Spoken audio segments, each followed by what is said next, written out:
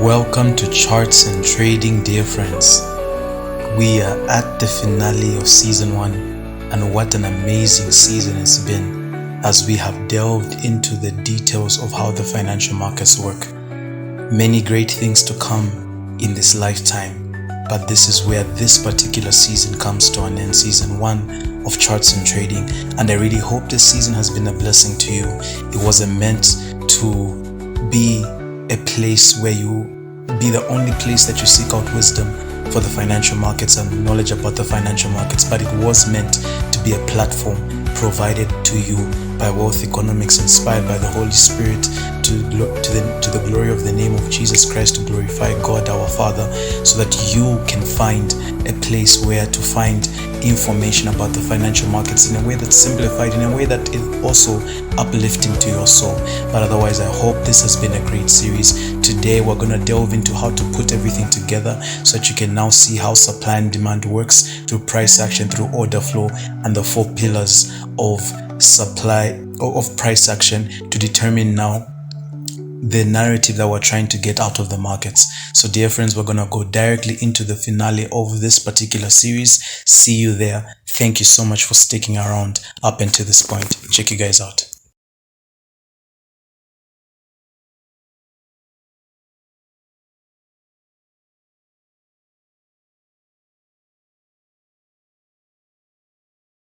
Welcome back to Charts and Trading, dear friends. In this particular video, which will serve as a final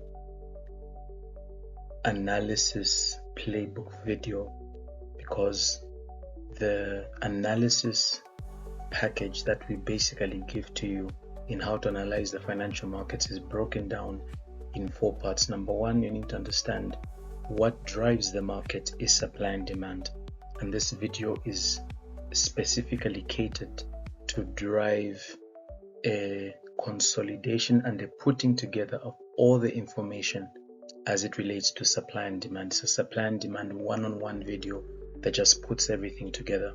So let's get right into this particular part of the video. This particular part is purely conceptual. Conceptual. The next part will deal into the practical data analytics as we are now looking at the charts. We'll look over different kinds of markets and how analyzing them looks like, and how analyzing order flow in those particular markets will look like. Okay, so number 1 is understanding that everything flows together around supply and demand. So let's get into how supply and demand now plays out in the financial markets. So supply and demand has a roadmap.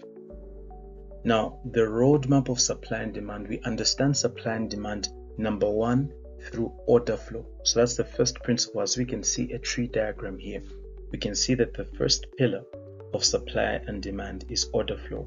Order flow refers to the buying and selling positions that people place in the markets. In the business world or in entrepreneurial markets, when you're trying to do business in a particular market, you do business in trading, you're in the business of transacting orders in the financial markets. But then this also happens in the real world as well, where you are transacting money to get a stake in a particular, where you're transacting with an intent in mind, with a consumer that coming in to transact their money for something that they're interested in.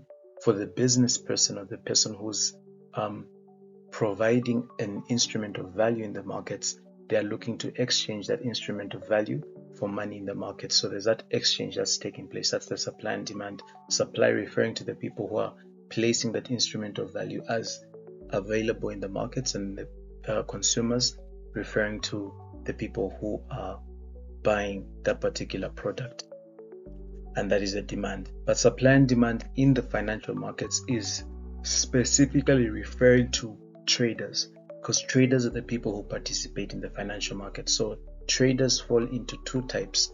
There are sell traders or buy traders, the people selling an instrument and the people buying an instrument. And the way that these instruments in the forex market, in the crypto market, in the stock market, in the commodities market, they are made available in objects of value in this particular market are made available through what are known as financial instruments, and those financial instruments are traded. and they are traded with an intent of profiting from either the appreciation of price in the case of a buyer or the depreciation of price in the case of a seller. So that is how supply and demand dynamics work in the financial markets. In the general market, it works through the exchange of consumers and the exchange of people who are producing. Producers and consumers are the main people who participate exchanging in the markets money for product and product for money, and that is the dynamics. But when it comes to the financial markets, the dynamics are between traders.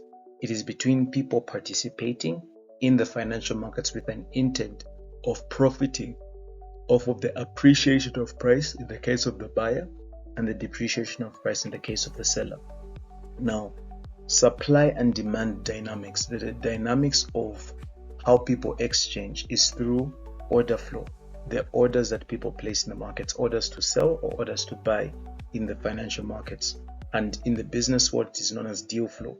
It is known as the flow of deals that take place where consumers are making deals with producers to exchange their money for a particular product or a service that they want, which is of value to them. So in the financial markets, that is specifically reflected through order flow. Now, order flow, the order flow of buyers and sellers in the market is understood through price action, which is now the second pillar that we see in this tree diagram. We see that being broken down.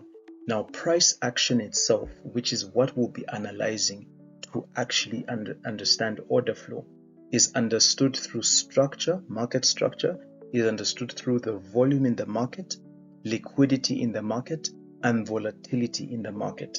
So price action reveals the equilibrium price that balances orders with an outcome that results in dominance, which creates imbalance and moves price to a new point, establishing a new equilibrium. So what we're trying to understand is equilibrium price, the price that balances supply and demand, which is mostly the price that people enter in for the purpose of exchange. And then you are trying to understand the order, the balancing of orders at those specific prices. So what you're trying to establish and what traders are mostly trying to establish in the financial markets is that they're trying to establish price points where there is a balance of orders that they can enter their orders in with an intent of going with the overall dominant direction of the trading volume. So if the market is appreciating, people are not going to buy where buyers are still dominant. They're going to wait for people to where buyers are still dominant, because what happens is that where buyers are still dominant, the market is going to continue to sell, but then with the potential of that buying volume exhausting. Why? Because when the price is high, the people who are mostly going to enter into that market are sellers. So what you are waiting for as a trader is that you're waiting for a continuation of the trend at equilibrium price points where the market is going to continue in the direction that it was dominated to set in. So that's the data you're trying to analyze. Now, like I mentioned, these videos are not financial advice. They're not meant to be taken as you taking this information as advice on what to do with your money or what to buy and what to sell. No, it is purely meant to understand the data of how trading and the financial markets work. So you're understanding you're trying to analyze the data to get a perspective on the market. And this particular series is meant to give you that understanding of how activity takes place in the markets, how to analyze that activity. So what I am explaining here is how activity takes place. It is not meant for you to be taken, for you to take this as now advice to now leverage in your financial decision making. So supply and demand activity revolves around equilibrium price. People exchange at a price point that buyers are willing to sell at, and that sellers are willing, that buyers are willing to buy at and sellers are willing to sell at. And in the entrepreneurial market, supply and demand takes place around a price that producers are willing to offer their product into the market at, and the price at which is the sellers, a price at which sellers are willing to sell at, and a price at which buyers are willing to buy at where that exchange can take place. But in the financial markets, you're looking for those equilibrium price points as points where orders can be balanced for the purpose of exchange. But what happens after this exchange takes place is that the market moves out of that equilibrium price point to a new price point due to the dominant participant, who is either going to be a buyer or a seller. So the market will start either appreciating when buyers are dominant, or depreciating when sellers are dominant. So understanding these 4 principles, this is how you navigate the roadmap of supply and demand. You're first of all trying to understand order flow, and then you're trying to understand order flow through price action. Price action referring to the decisions that the buying and selling decisions people are making at specific prices and at different prices. And then you're trying to understand that decision-making process through structure. You're trying to understand it through volume, liquidity, and volatility. And then price action ultimately reviews the equilibrium price that balances orders with an outcome that results in dominance, which creates imbalance and moves price to a new point and establishes a new price of equilibrium. So orders, as is reviewed by structure, established by volume, liquidity, and which impacts the market with volatility, is always moving from a balance price point to imbalance the market to balance it again. So there's always that movement of imbalance and balance, a movement of supply and demand that comes from an equilibrium price point. It moves out of equilibrium. So in other words, there's always a balancing and an imbalance of the market. But what you need to understand is the intent. They're trying to understand the overall narrative of what is happening when the market is constantly going through this process of balancing itself again. Okay. Now, the next point that's important, which will be the second last slide, is understanding the 7 keys of supply and demand. The 7 keys of supply and demand, which are a determinant of how we understand price action, which is meant to help us understand the order flow of buyers and sellers, and thereby understanding supply and demand. So structure describes the market, volume drives the market, liquidity aligns the market, volume responds to the market.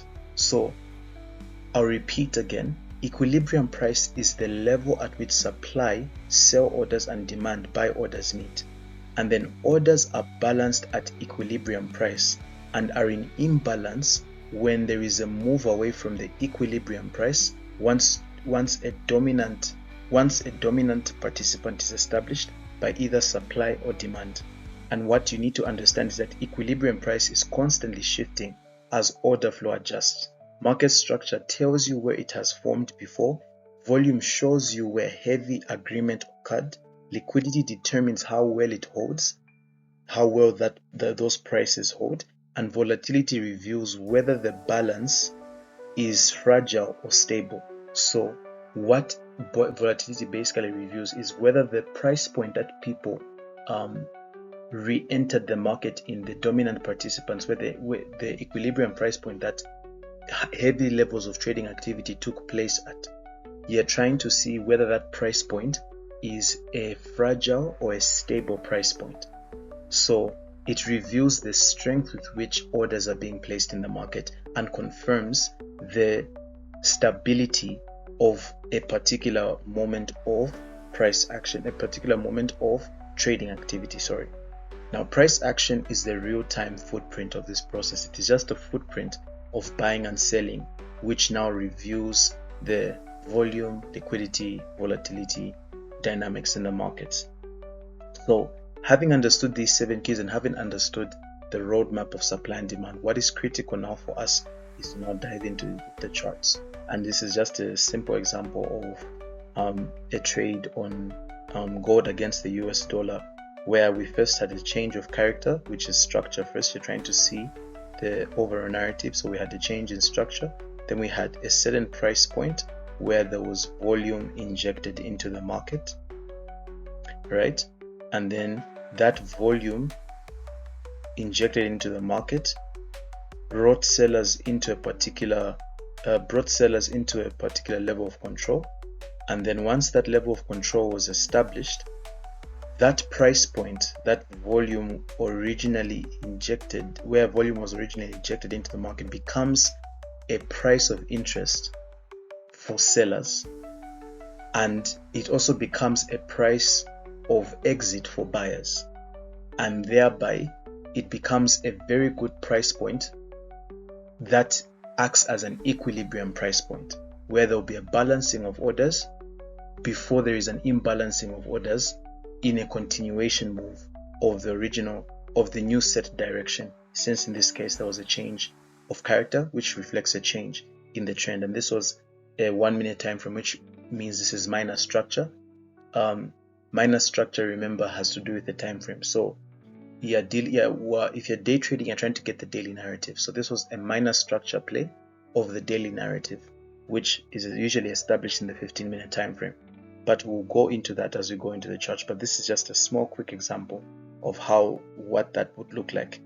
So there was a change of character, the rebalancing of price, the rebalancing of price at an equilibrium price point, and then the market continues in that downward direction. So we're going to see more of these examples now in the next part of this video as we summarize everything and put everything together. Okay, let's see. We'll see you there, friends. This is into the theoretical part. Let's go into the practical outplay of price action.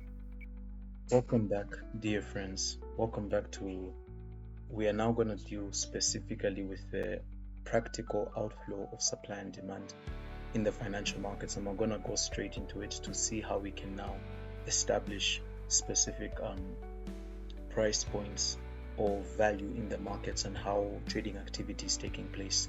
Now, what's important to understand, number one, in this particular place is the time frame narrative. So there are three kinds of narratives that we're looking for.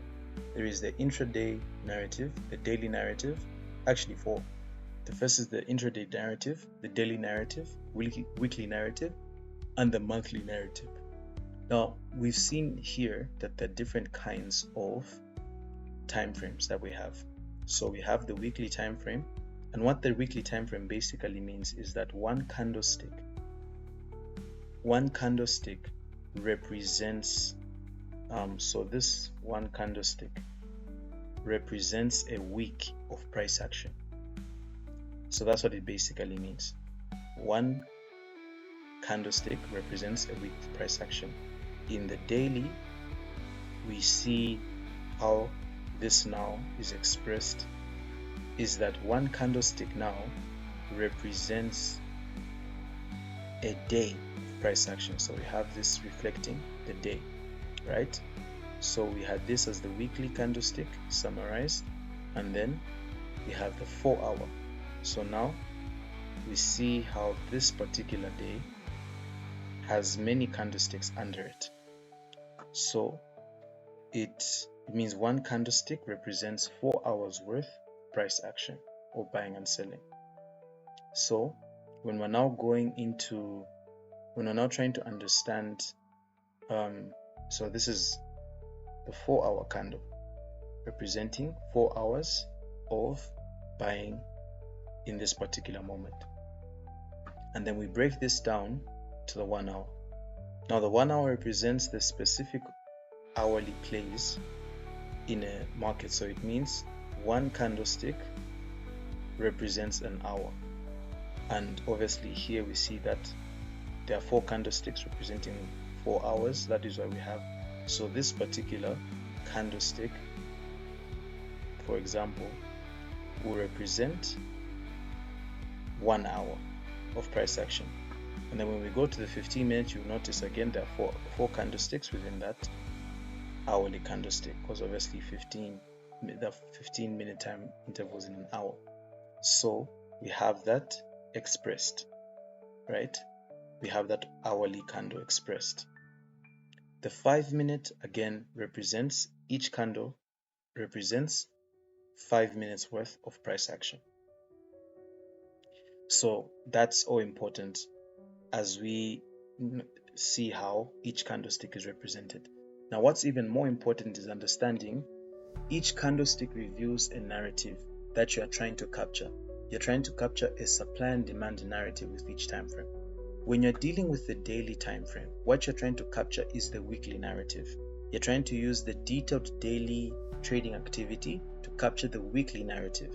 To capture the monthly narrative, the daily time frame, which means it's describing each day, it's going to give you a detailed perspective of the monthly narrative. The 4-hour chart, which gives a 4-hour description of per candlestick, it will give you a detailed narrative of the weekly narrative, the weekly supply and demand narrative. And then the 15 minutes chart, which will give you a 15 minutes description per candlestick, it gives you a great daily narrative of the market.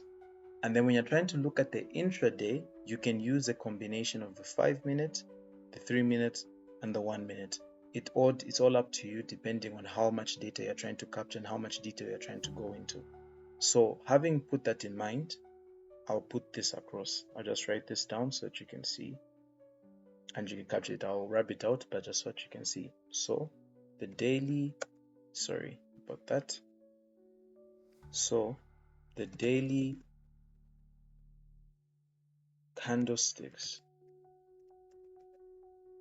give us the monthly narrative,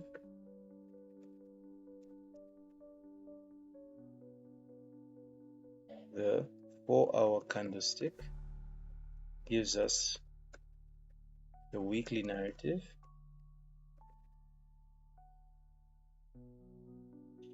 the 15-minute candlestick gives us the daily narrative,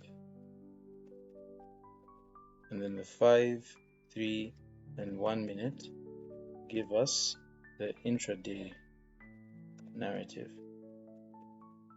If you want, you can take a screenshot of that, but this is an overall principle that we have. Or maybe just try and keep it in here just so that it's visible enough. So this is an important aspect to understand. Probably also going to just save this. We can do all that in with a trading view. So that's an important aspect to understand. Now, why is this important? Whenever you are trading, you're trying to understand, you're trying to capture, most of the time when the traders are trading, they are trying to capture a narrative that gives them a sentiment that now drives their decisions. So they're trying to capture the price action narrative to determine who's in control, buyers or sellers, the prices that they're buying at that establish their control, and then what they're trying to capture is the continuation of that trend at a particular price. So that narrative or that sentiment is established across how long they're trying to trade for. So if they're trying to trade for, let's say, maybe about a month, right? They are most likely going to be looking at a daily time frame narrative and daily candlesticks to get an overall narrative and see which is the best price to buy at. Why? Because they are trying to see the overall narrative across that time period. When you're trying to trade, maybe they're trying to hold their positions for about a week, they're going to look at the 4-hour narrative because that time frame gives more detail to the buying and selling that is sensitive to that time frame. If they're trying to go for a more daily narrative, where maybe they're trying to just hold for a couple of days, they're most likely going to look at the 15-minute narrative that will give them a more detailed data that is sensitive to that time frame. But if they're doing intraday trading, they are going to combine the daily narrative with the intraday narrative, but with a greater detail to the intraday narrative. Okay, so I'm going to show you a couple of intraday setups that can help us see. There are ways to capture time frames higher, but I'll give you specifically intraday narratives which will help. So which means that the time frames that we're focusing on are the 15-minute, the 5-minute, 3-minute, and the 1-minute, because we're focusing on the data for that specific day, and we'll focus specifically on the price action for this particular day and to see what happened in this particular day. That's a great way to analyze, is that you're trying to analyze what has happened within a day, so it gives you that current printing of price action, that current printing of orders as it is taking place. Okay, So with that in mind, we'll rub out the weekly and the monthly narrative, because we're focusing on the intraday setups with the focus of the intraday and the trading narrative. Now, when you're focusing on the intraday narrative or the daily narrative and intraday narrative, what's important is also session timing, right? And in session timing, you're trying to capture one of these sessions. You're trying to capture either the Sydney session that has to do with Asia, that has to do with Australia, and related instruments, right? And then when it comes to Asia or Tokyo session, as I call it, you're trying to capture Asia and related instruments. During the Asian related instruments, it's mostly Japanese instruments that are active at this time. The Japanese stock market with the Nikkei, and then the yen, which is the Japanese yen, the currency of Japan, and related instruments, right? Okay, so that's the session timing. And then we also have London, where you're dealing with Europe and related instruments to Europe.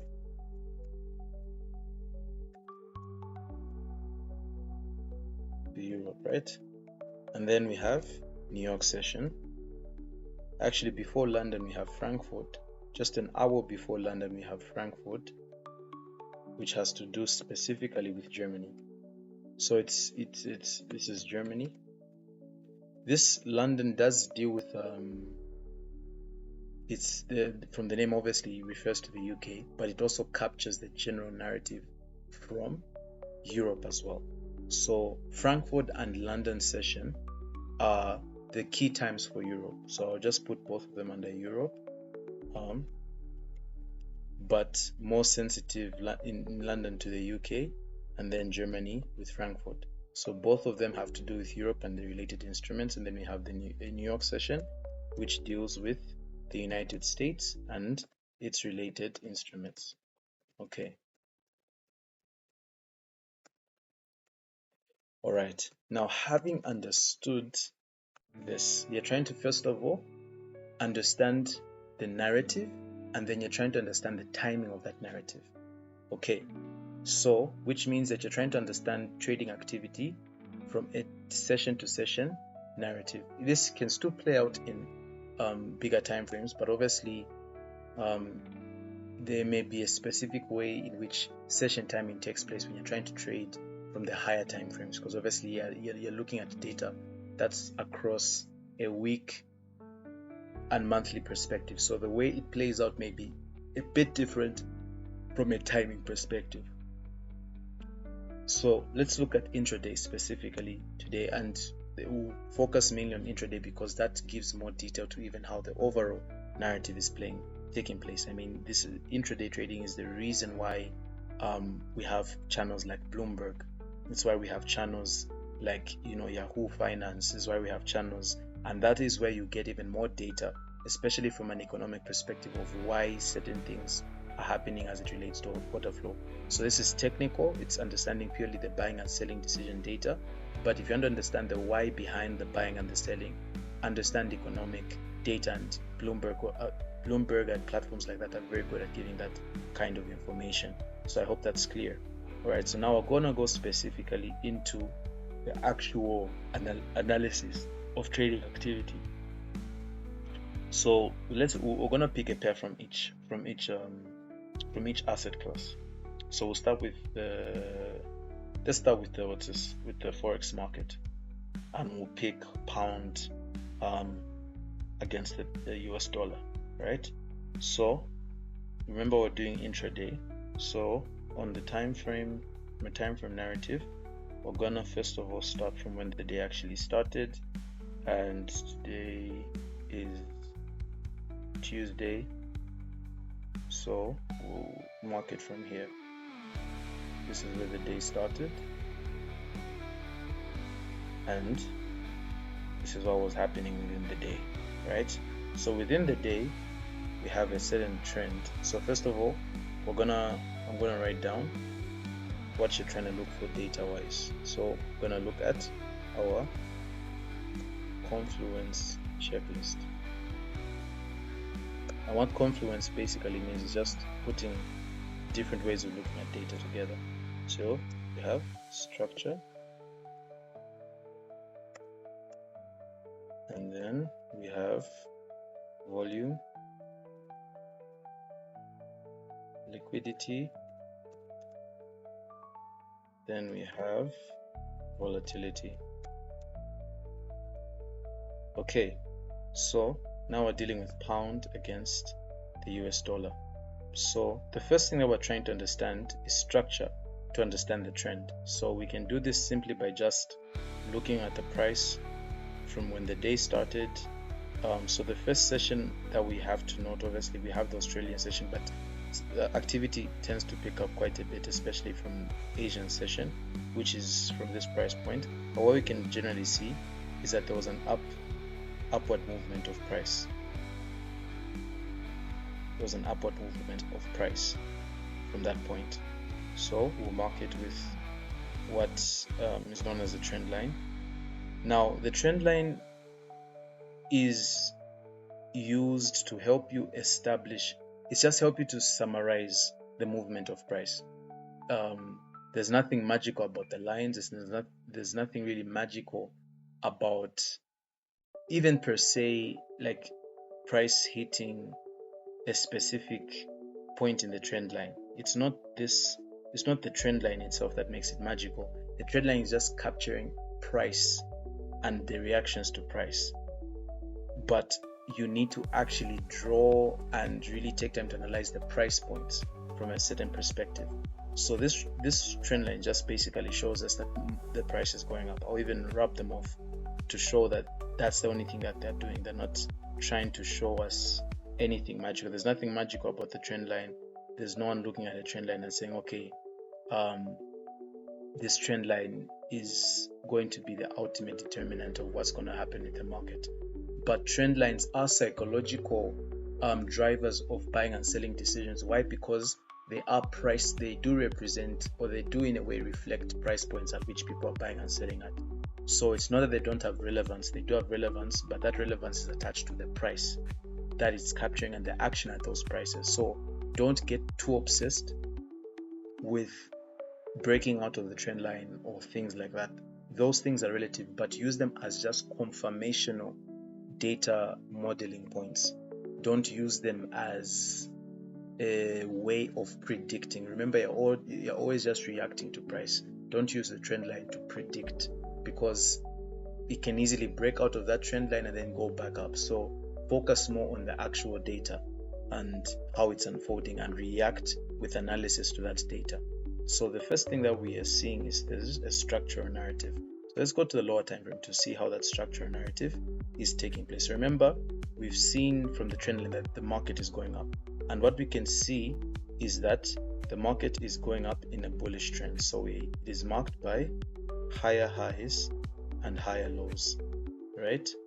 Higher highs and higher lows. I'm sure you remember that, and I'll mark these with blue just so that we can see that unfolding. So that we can see that unfolding as the markets are being printed. I'm really going to take time in this particular video to just analyze this so that we can see how these things play out. Okay, so, and remember what we can see here, and this is actually a great moment where we can see, firstly, there was a change in the structure here, and then what we have is a continuous play out of breaks of structure. Breaks of structure that confirm a trend. Now, we can see, we'll first have to mark, because this is pound against the US dollar. So now we've seen the general narrative. So what we're trying to now see is how is trading activity taking place.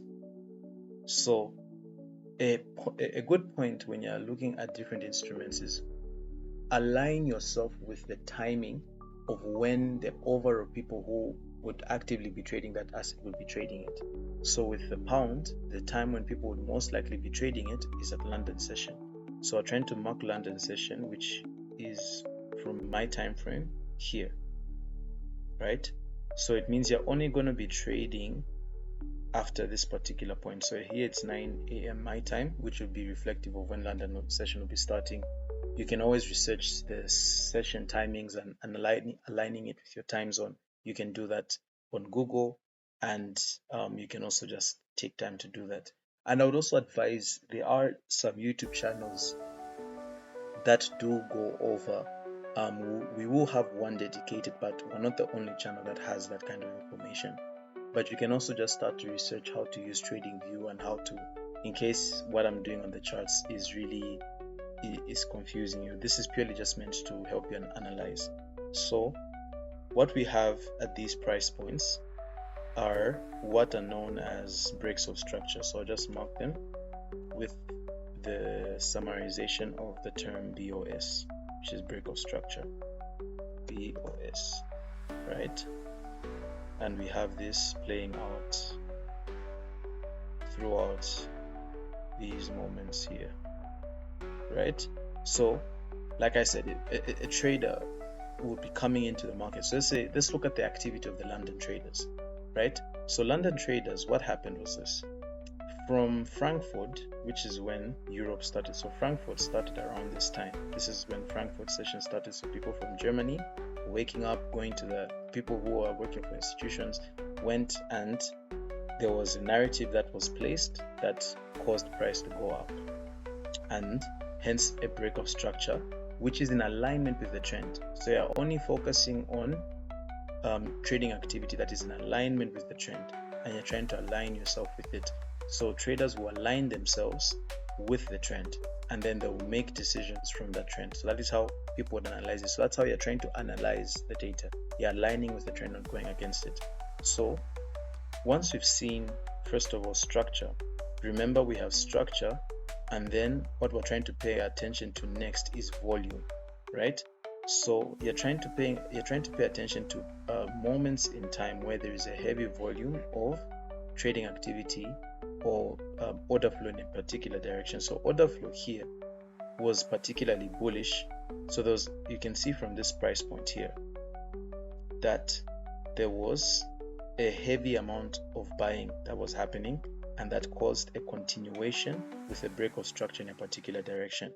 So we can see that this particular point expresses heavy volume, and we're going to mark this point as a heavy volume price area.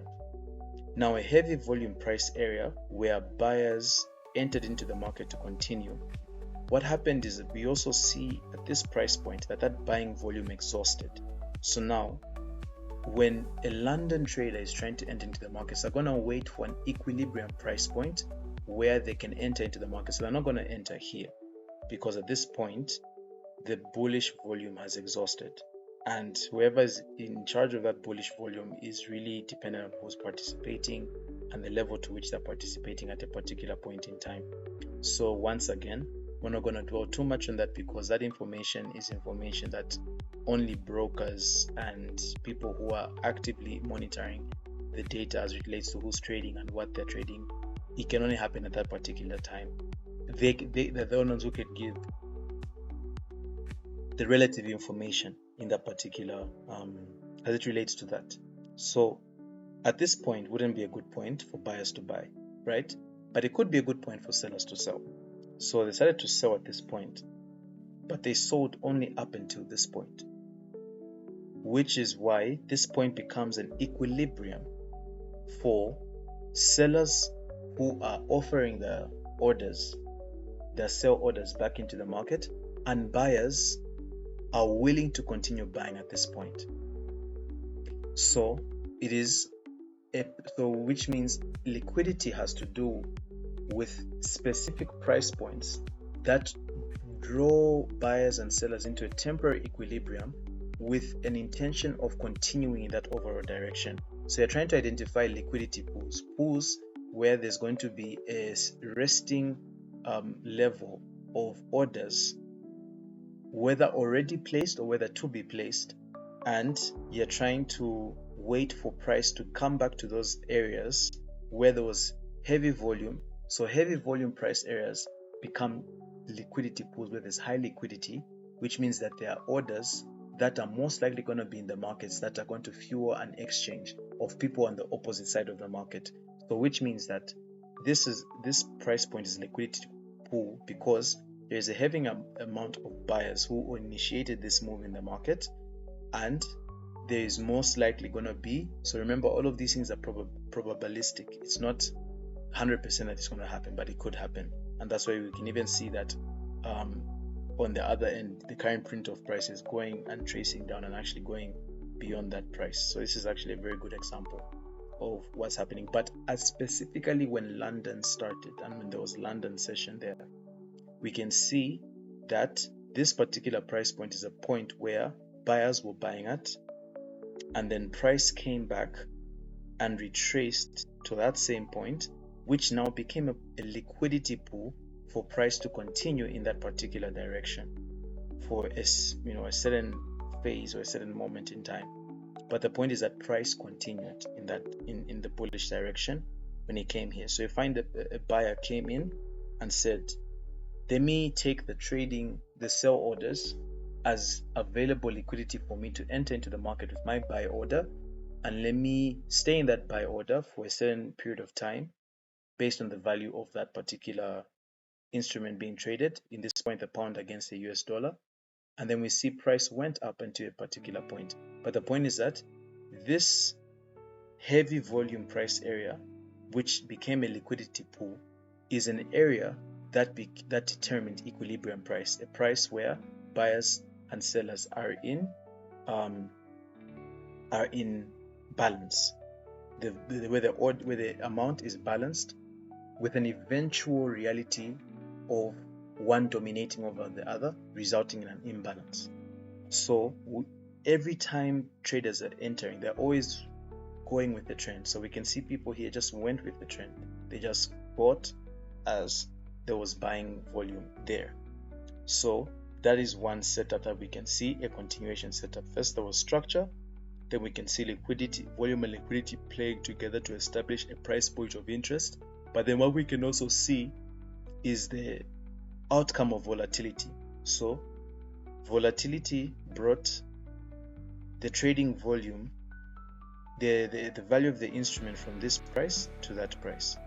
So it expanded from this price point, but then it also contracted back to that area and then continued with its expansion. But now that expansion of volatility in a particular direction didn't last.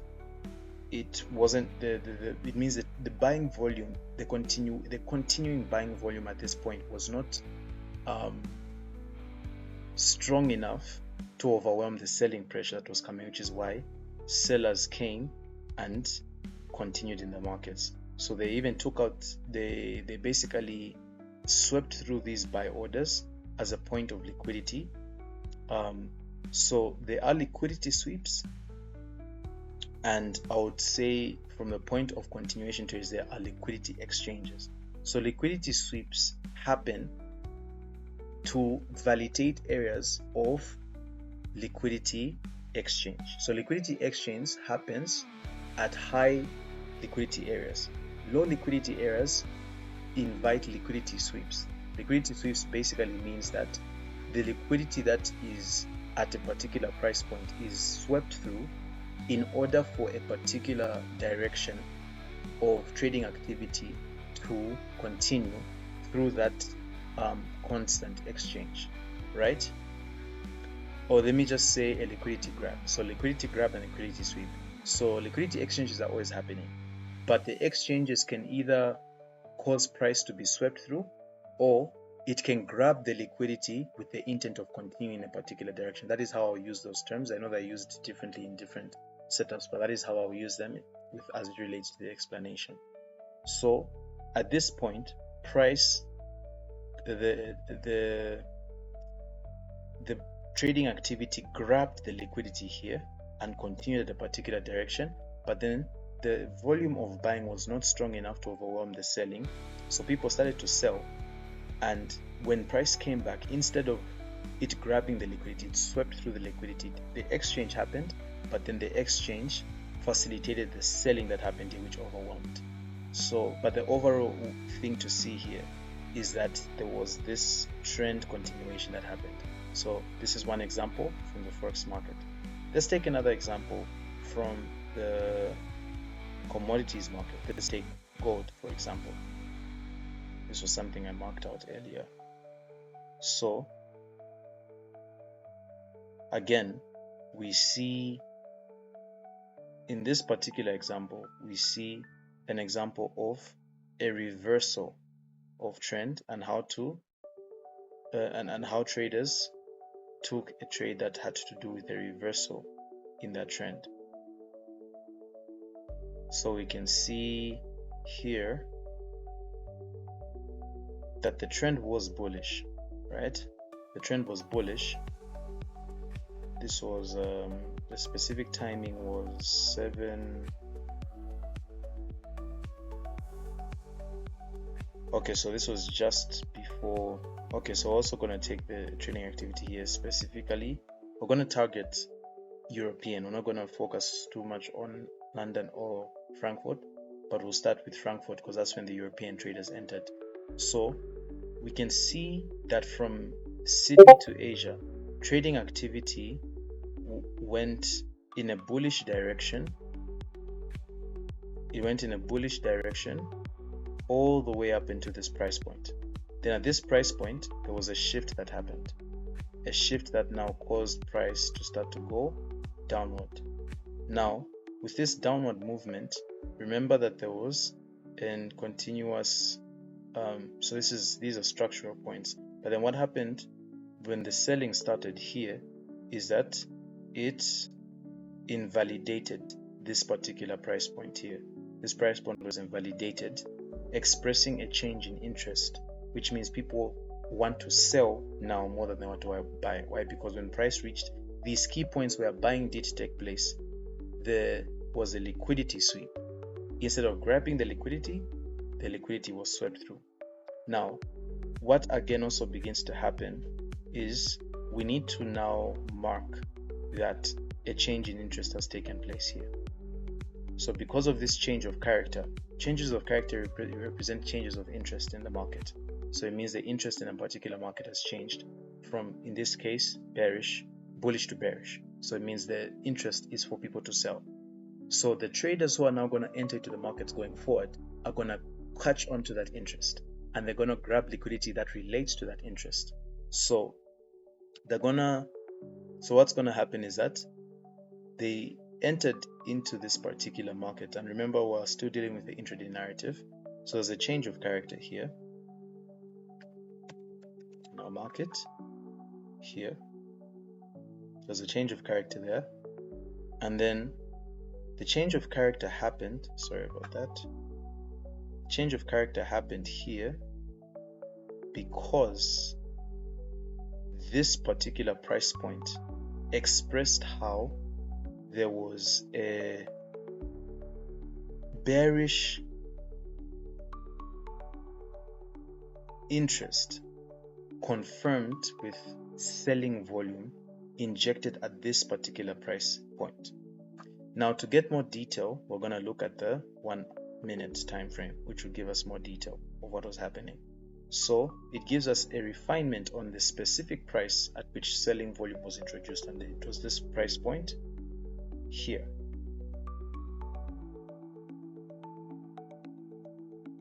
This price point here.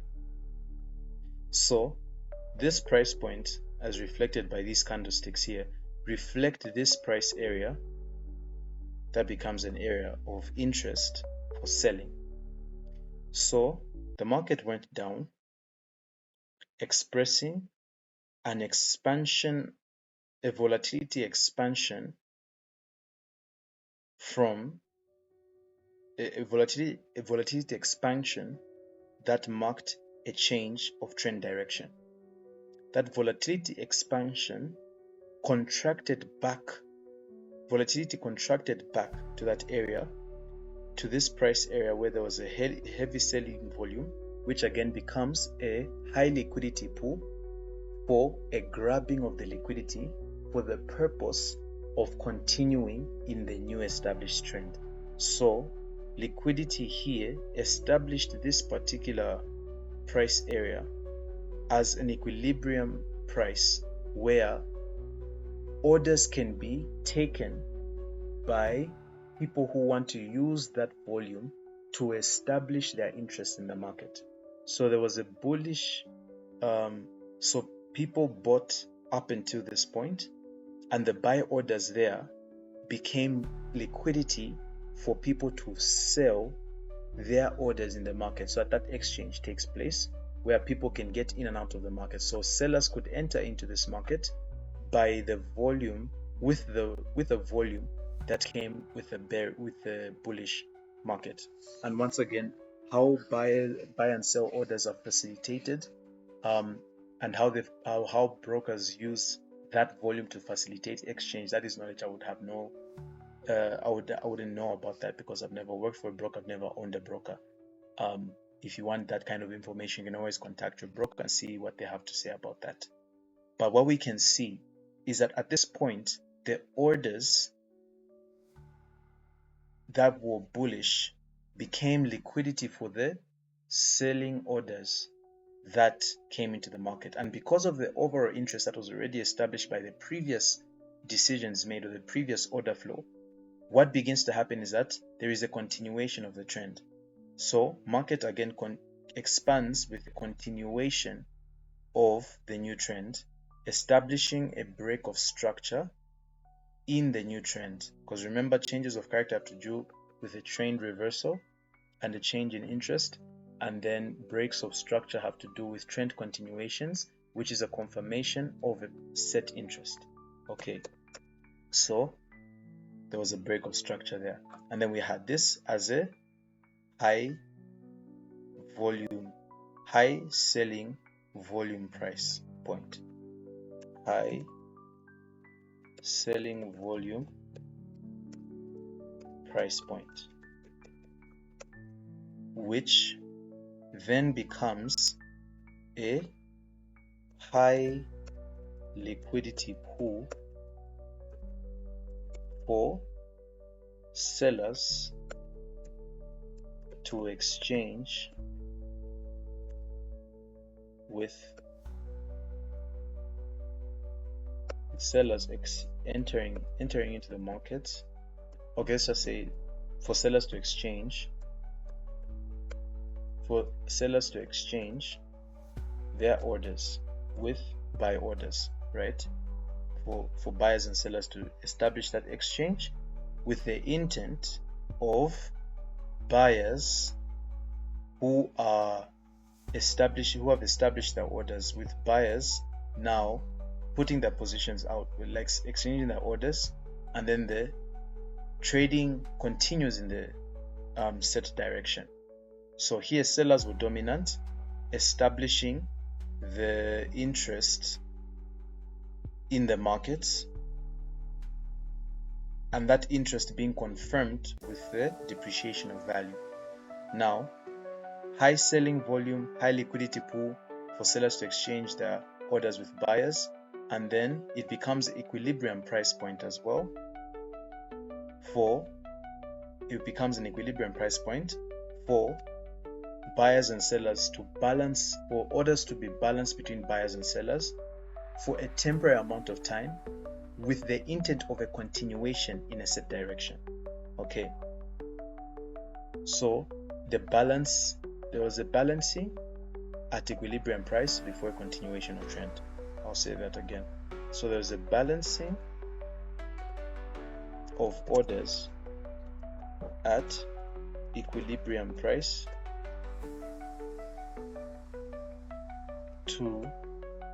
with the outcome of a continuation. Okay, so sorry about that. So we have the balancing of orders at an equilibrium price that continues the direction of the trend, and thereby establishing the position of shorts in the market at this point. So I hope this has provided a good illustration of how buying and selling happens in the markets. There is a lot of practice to do, obviously, and I would advise that you really take time to practice how structure, volume, liquidity, volatility balance the market for the purpose of trading activity in specific directions. But otherwise, thank you all so much for listening to this part of the video. I know it's been pretty long. No, the video has been pretty long, but this is the overall narrative, and this is how everything balances up in the markets. But otherwise, I wish you guys all a blessed rest of your day, and keep practicing your charts, keep practicing how to buy and sell in the market without investing any money into it. Like, there's a way you can do it virtually, and this is through demo accounts, and you can use demo accounts. We'll go over it since we've already taken time to describe the analysis playbook. We'll take time in the next videos to now just describe how the world of the financial markets and trading evolved, and if you want to participate in it, the potential routes that you can take, how brokers work, in terms of how to set up an account, not necessarily how they work. We don't have information about that, but just how you can enter and participate into the markets, and how certain things, and also just so there's that aspect, the evolution of trading, but then we'll also take time to give you a data footprint of how to understand your trading view, how to understand the price movements in the market. There are videos like that we are working on. But as for now, in season 1 of charts and trading, as it relates to how the financial markets work, this is where we come to an end. It's really been an honor in season 1. We have gone into 11 episodes. This video was meant to be the finale of everything, in putting everything together. In the next season, we will have more coming in, and see where we can, but we want to first see your feedback. We want to see how the season 1 does, and we'll see whether we need to rewind. But otherwise, there's plenty of information out there on how the financial markets work, how brokers work, how to set up your trading account, and there are people who are more qualified to provide that advice. But I will advise that you research on how the markets work, and you can use this series as help on how to understand. Number 2, understand how to participate in the financial markets. Then number 3, before you give any monetary account, or before you put any money into an account, take time to take advantage of the virtual demo trading that you can do, where you're focusing particularly on analyzing and also practicing that analysis with an edge of how you establish your trading in the markets. So focus first on learning how to analyze, and then establishing an edge in the markets, and then that edge is now what you take as a business model when you're now investing your money into the financial market. So don't rush into this. This is a long game. A lot of people do this as long life careers. There is opportunity, but then that opportunity has to be taken with wisdom and skill, and focus on the skill and the wisdom before you actually focus on the actual activity of making money. But otherwise, ladies and gentlemen, this is the end of Charts and Trading Season 1. This is meant to be the finale. We'll see you in the outro of this video and the closing of this video. Thank you all so much. May God richly bless you in Jesus' mighty name, and may He give you wisdom. And I hope this series has provided some wisdom on how supply and demand works in the financial markets, and how dynamics play out as buying and selling unfolds. God bless you, dear friends. In Jesus' name, amen.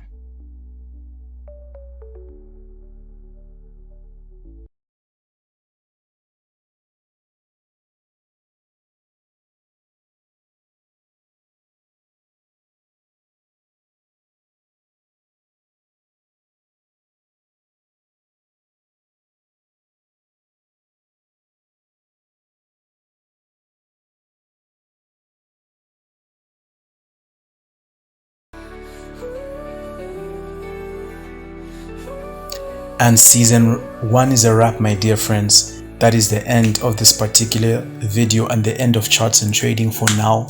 This is season 1 of Charts and Trading. I hope this series has been a blessing to you. I hope this series has been a blessing to your journey of learning the financial markets. I hope that this journey is a journey that you are taking on with the determination of developing different skill sets for yourself. The aim of this particular video was to create an analyst out of you, someone who is able to go into the charts and analyze the financial markets for yourself and vet that information with someone who is a licensed financial advisor now when it comes to the actual decision making. But otherwise, dear friends, this is where we come to an end. May God richly bless you. Always remember that you are highly favored, deeply loved, and richly blessed by God. He is with you and He is guiding you as your steps are being charted by the Holy Spirit. This is all to the glory of the name of Jesus, to glorify God our Father by the person, presence, and power of the Holy Spirit. God bless you, dear friends, in Jesus' mighty name. Amen and amen.